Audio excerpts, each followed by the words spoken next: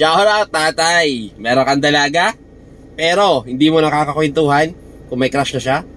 At hindi mo nalalaman kung may boyfriend na siya. Hindi siya nagdadrama sa'yo. Hindi niya sinasabi yung kanyang nararamdaman, yung kanyang iniisip, yung kanyang kasiyahan, yung kanyang kalungkutan. Bakit? Kasi natatakot siya sa'yo. Tatay ka eh. X, dapat tatay, pasukin mo yung mundo ng iyong anak. Lalo kung ito'y babae. Nako po. Lalaki ka pa naman. Ay, kung anong diskarte ng isang lalaki. Lalo sa panahon ngayon. Nako po. Huwag kang magpabaya, tatay. Pasukin mo yung mundo ng iyong anak.